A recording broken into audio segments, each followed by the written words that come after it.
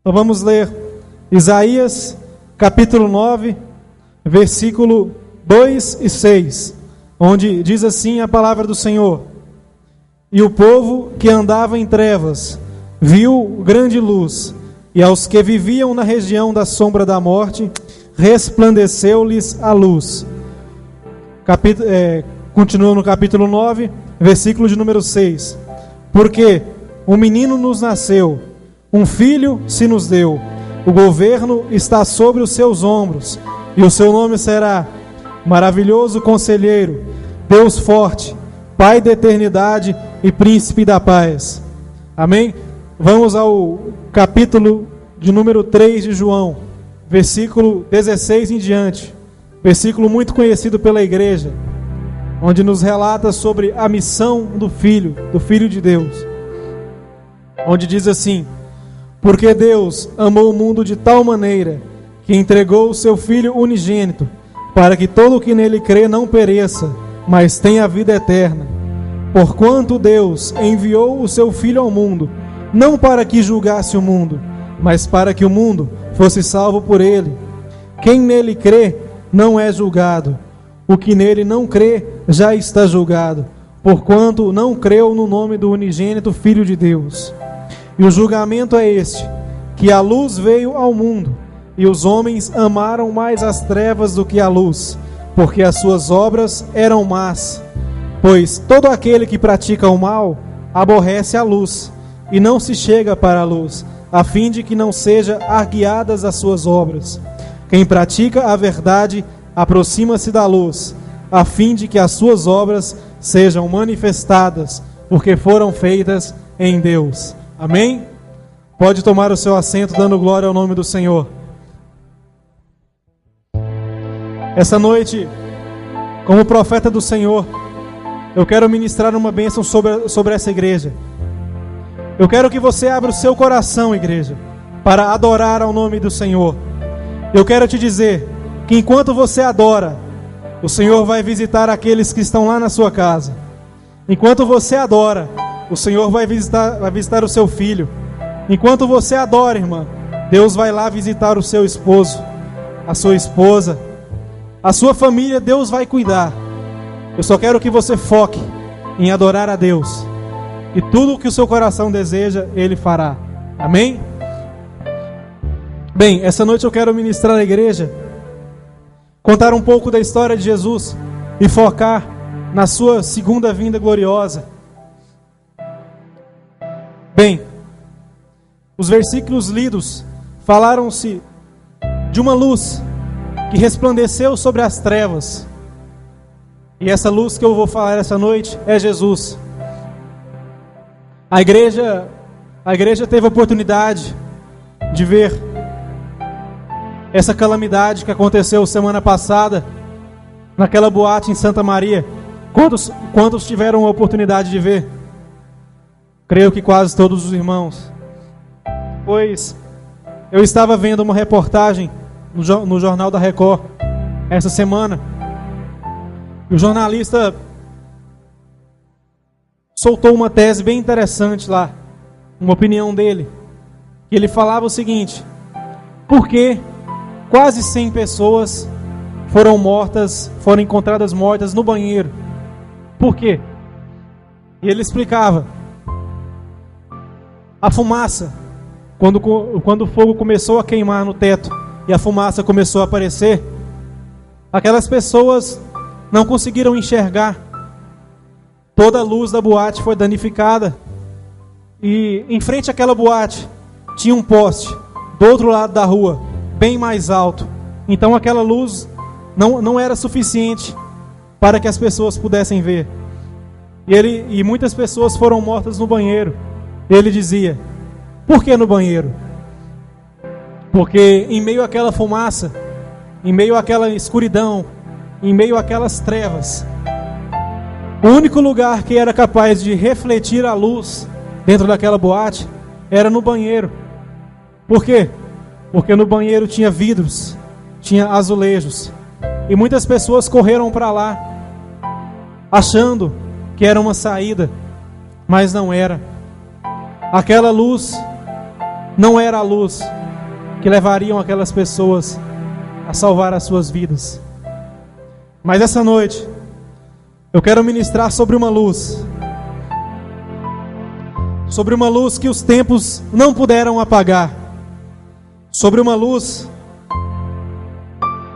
que talvez muitos tentam difamá-la, dizendo mentiras sobre ela, mas uma luz que está nos nossos corações há cerca de 2013 anos, creio um pouco mais do que isso. E essa luz que no decorrer desses anos os homens não puderam apagar, porque essa luz não é a luz de um ser humano normal, essa luz é de alguém que é eterno, é a do nosso Jesus Cristo, Salvador. E essa luz está aqui essa noite, clame a ela.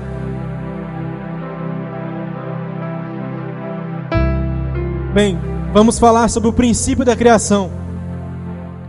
Como diz em Gênesis, Deus criou o céu, a terra, os pássaros, os animais, tudo aquilo que nós somos capazes de ver, foram criados pelo poder da palavra de Deus.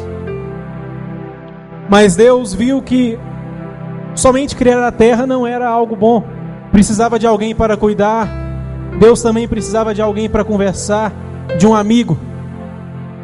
Então Deus criou o homem. E o interessante é que Deus criou o homem com as suas próprias mãos. Toda a terra, todos os animais foram criados somente pelo poder da palavra, mas o homem foi criado pelas mãos de Deus, uma obra perfeita, uma obra maravilhosa, a imagem e semelhança de Deus. Você pode louvar o nome do Senhor, igreja? Você é a imagem e semelhança de Deus. E a palavra do Senhor diz mais adiante que Deus deu à mulher, ao homem, uma companheira. E o tempo foi passando. Certo dia apareceu a serpente, enganou aquela mulher, enganou aquele homem, dando a eles um falso fruto, enganando eles que aquele fruto seria bom para eles, mas não.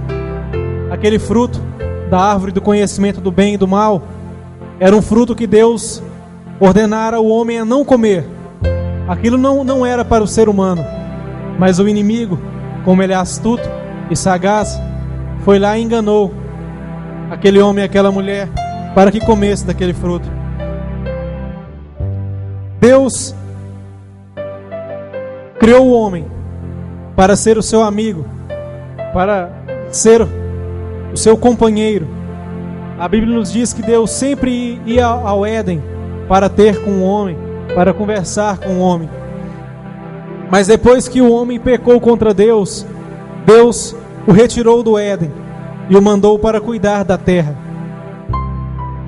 Tudo isso que nós vivemos hoje, o pecado, ele vem do início. Ele vem de Adão e Eva, quando desobedeceram à vontade de Deus. Em todo o Velho Testamento, a palavra do Senhor nos mostra Deus levantando homens para serem juízes, reis, sacerdotes, profetas, pregadores da palavra. Tudo isso com a intenção, com o intuito de resgatar o homem. Deus sempre amou o homem e sempre tentou resgatá-lo. Mas Deus viu que todo aquele esforço que ele fazia levar homens não era suficiente.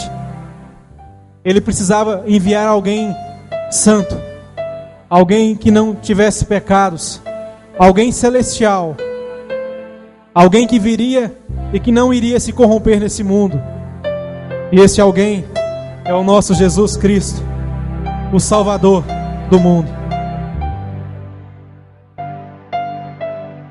Essa noite eu gostaria de relatar uma breve história para a igreja.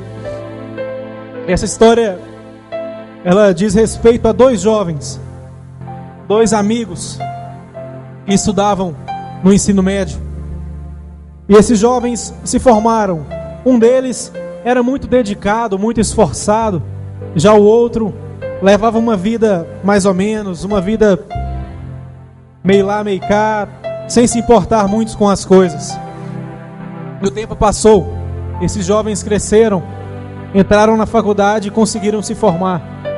Aquele jovem que levava uma vida correta, que buscava, que era muito dedicado, conseguiu se tornar um advogado, e um bom advogado. Já aquele outro jovem que não tinha muito compromisso com as coisas, conseguiu se formar também, se tornou um economista e foi trabalhar, exercer sua profissão. O tempo passou. Certo dia, uma família muito rica daquela região entregou os seus bens para que aquele jovem economista pudesse administrar, pudesse fazer o patrimônio render. E o tempo foi passando, e aquele jovem, misturado com más amizades, ia para festas, gastava o dinheiro daquela família em coisas que não trazia retorno, somente com amigos, baladas, coisas que muitas vezes os homens buscam, mas coisas que não lhes traz nada de bom. É um caminho que nós caminhamos, que o homem pode caminhar, mas é um caminho que leva à morte. Mas eu louvo a Deus, porque aqui nessa igreja tem um povo escolhido, que caminha para a luz de Deus, que caminha rumo aos céus. E certo dia, aquela família rica chegou naquele jovem e falou: olha, nos mostre os demonstrativos financeiros, os balanços, vamos ver como o nosso patrimônio rendeu desses anos para cá. E quando aquele economista mostrou todo aquele demonstrativo para eles, aquela família teve um choque, porque o patrimônio dela havia tido um déficit, caiu muito. E eles indagaram aquele economista, falaram assim: mas entregamos nosso patrimônio a vocês, para vocês cuidar, zelar, e agora? Por que que está acabando? Por que que acabou tudo? E aquele economista, não tendo como pagar, aquela família levou ele na justiça dos homens. E aquele economista lembrou do seu amigo, advogado, que muito tempo atrás era seu companheiro. E ele lembrou: olha, eu tenho um amigo que ele pode me ajudar. Tentou fazer contato com este advogado, mas não conseguiu. E o tempo passou. Quando chegou no dia do julgamento, quando ele entrou lá para ser julgado, quando ele olha, ele vê o seu amigo, o seu grande amigo advogado, mas nesse instante, não na posição de um advogado, mas na posição de um juiz, que estava ali para julgar o caso dele. E não somente aquele economista, mas a maioria das pessoas que estavam lá pensaram: agora ele está tranquilo, porque quem está ali é o amigo dele, ele vai dar a causa a favor dele, com toda certeza. E o coração dele se acalmou. E o julgamento iniciou. Ambas as partes falaram. E a hora que chegou na hora da sentença, aquele juiz lhe aplicou a sentença gravíssima. Todo o tribunal, todo o júri, todos aqueles que estavam ali não conseguiram entender. Todas as pessoas que estavam naquele lugar não conseguiram entender, porque os dois eram amigos de infância, tinham um relacionamento muito bom. E após o encerramento daquele julgamento, o juiz retira suas vestes judiciais, chega lá naquele seu amigo economista e diz: ei, você ainda me considera o seu amigo? E aquele economista em pranto diz: olha, eu até considerava, viu?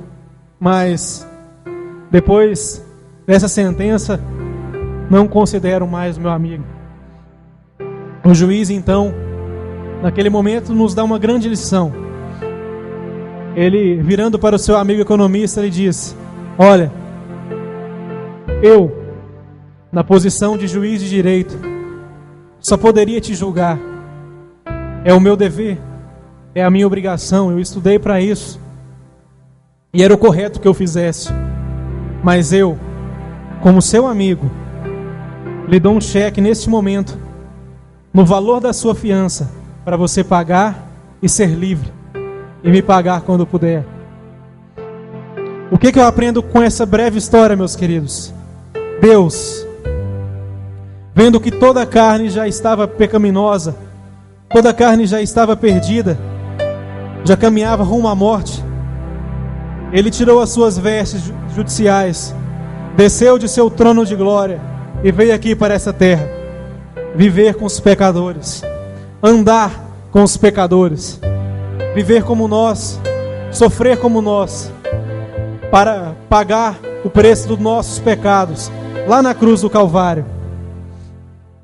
Então, Deus veio à terra e nasce Jesus, ungido de Deus, concebido pela Virgem Maria, realizando a profecia que o profeta Isaías havia profetizado há 800 anos antes de seu nascimento. Porquanto vos dará um sinal, eis que a Virgem conceberá e dará à luz a um filho, ele chamará Emanuel. Jesus nasceu de uma virgem, necessitou dos cuidados de Maria enquanto era uma criança, mesmo sendo Deus, mas estando em forma humana. Deus necessitou dos cuidados de Maria. Em Lucas 2,52 a Bíblia diz assim: e crescia Jesus em sabedoria, estatura e graça. Então, quando Jesus completa os seus 30 anos, ele inicia o seu ministério, sendo batizado por João Batista. E isso foi o que marcou o início do seu ministério. Jesus nasceu, cresceu, inteirou 30 anos. Por que 30 anos? 30 anos é a idade que um judeu pode exercer algum cargo de rabino, algum cargo de mestre. É uma idade realmente adulta, segundo aos judeus. O interessante é que quando João Batista avista Jesus, ele diz: eis o Cordeiro de Deus. Por que ele diz o Cordeiro de Deus? Alguns anos atrás, na época de Abraão, Deus pediu para Abraão sacrificar o seu filho.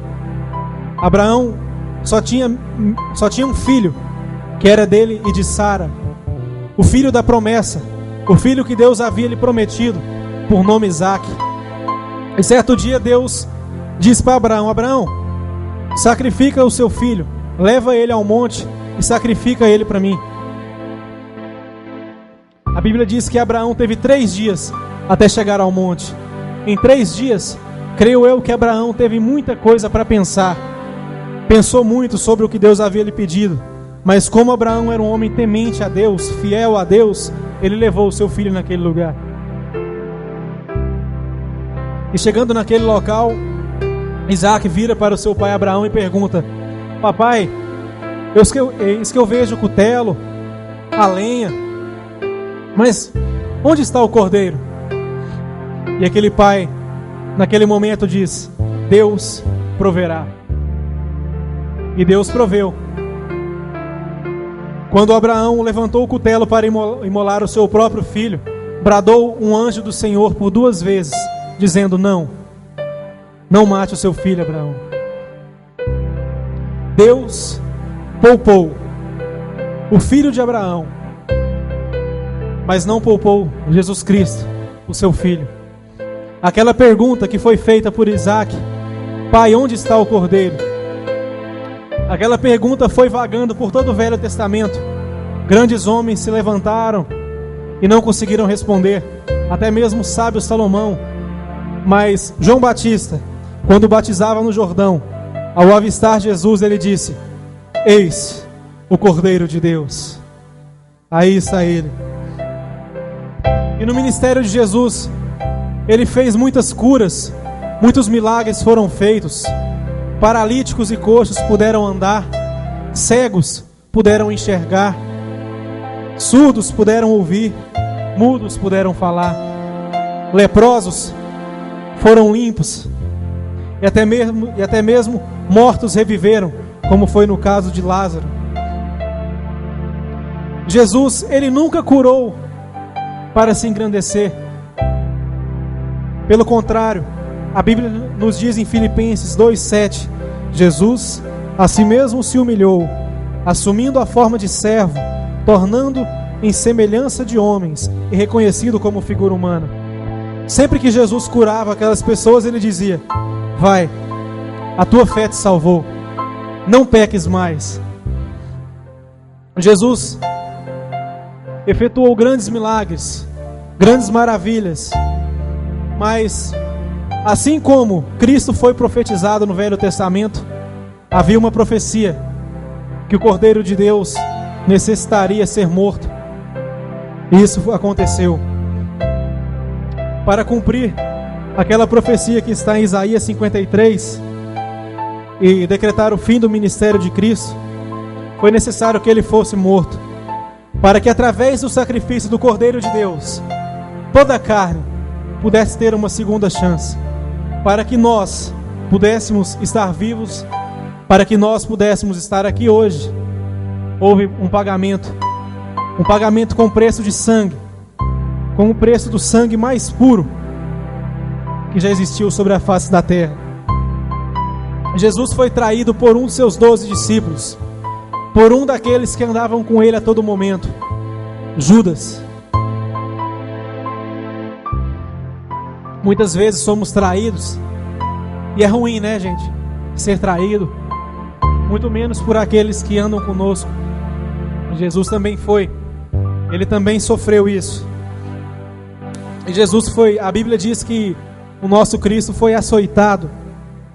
Na Roma antiga, o açoite era utilizado para castigar. E o açoite, ele era um instrumento cortante que tinha pedaços de ossos de carneiro em suas pontas. E cada ponta possuía um osso de carneiro.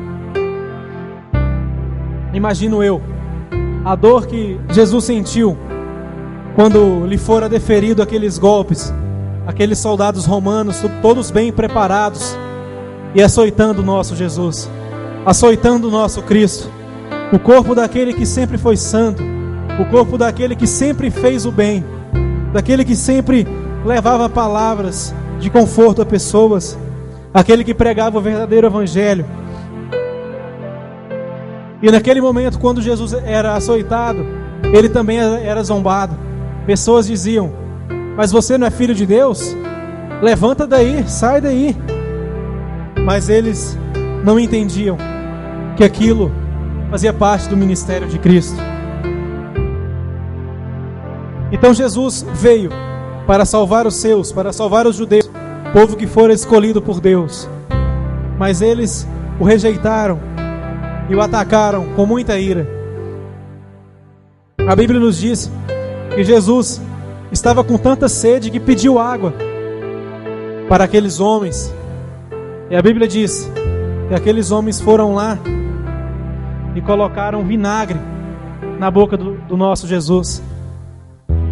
Pensa, igreja, o tanto que Cristo sofreu por nós, tudo aquilo que Ele enfrentou, para que hoje nós pudéssemos estar aqui. A Bíblia diz que quando Cristo estava crucificado, algum dos soldados pegou uma lança e transpassou o seu corpo. E do corpo de Cristo jorrou sangue. Mas depois de um certo tempo também jorrou água. Por quê? Segundo estudiosos, quando todo o sangue do corpo do ser humano esvazia, sai, começa a sair água. Os nossos pecados foram pagos na cruz do Calvário por Cristo Jesus.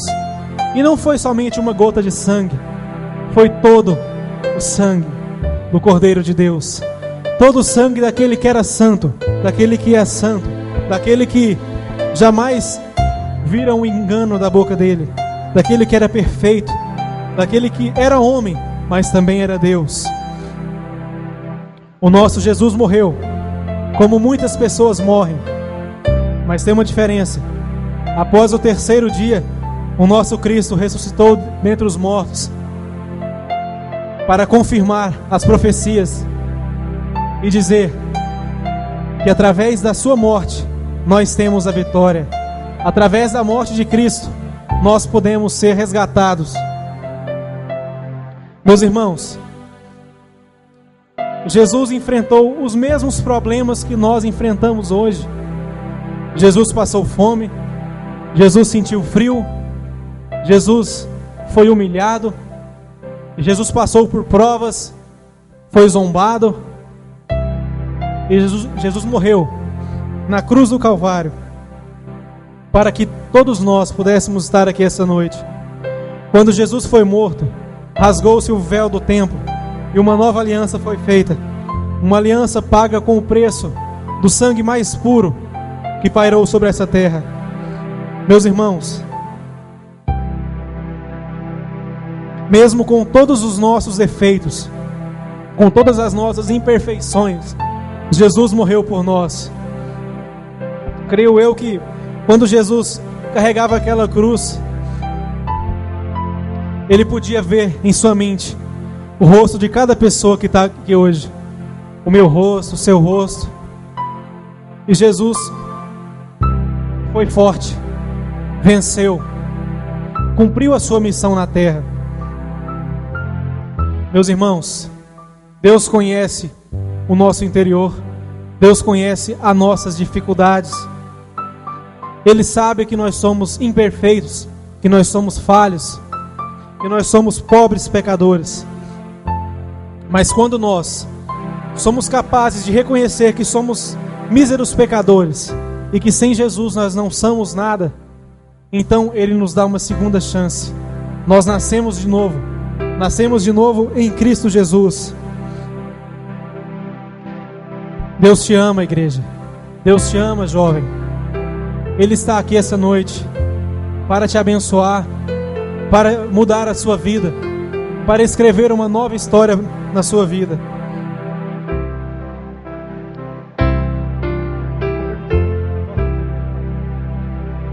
Gostaria de pedir àqueles que se sentiram tocados com a palavra, aqueles que conseguiram compreender, que viesse aqui à frente, que eu quero orar por vocês. A igreja, os irmãos, todos que se sentiram tocados com essa palavra, todos que acreditam que Jesus Cristo morreu por você e que ressuscitou, vem aqui à frente, eu quero orar por vocês essa noite.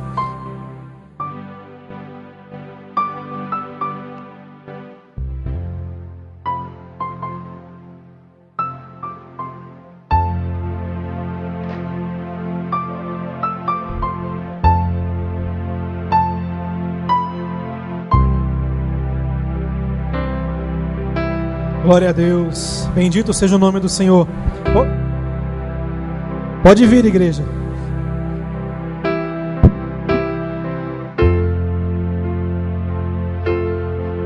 Nesses últimos dias, Deus tem chamado homens, mulheres, jovens. Deus tem resgatado vidas e trazido para a sua casa, para obter a salvação e para proclamarem o Evangelho. Em Mateus capítulo 16, versículo 26 e 27, a Bíblia nos diz assim: pois que aproveitará o homem se ganhar o mundo inteiro e perder a sua alma? Ou que dará o homem em troca da sua alma?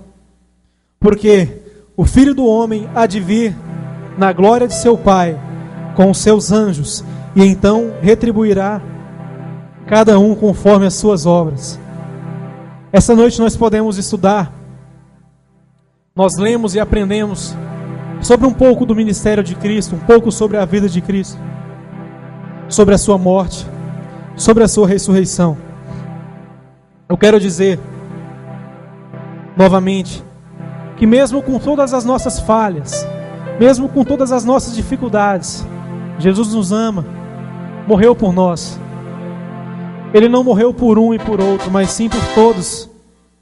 Todos os nós estamos dentro do plano de salvação que Deus fez para o homem. Meus queridos, eu não sei o que você tem buscado nessa vida. Se é sucesso no seu trabalho, se você tem buscado um casamento, se você tem buscado ser feliz na sua família, ter uma vida próspera. Eu não sei por onde você tem andado, por quais caminhos você tem perseguido, mas eu te digo uma coisa: a luz, ela resplandece nas trevas. A luz é Jesus.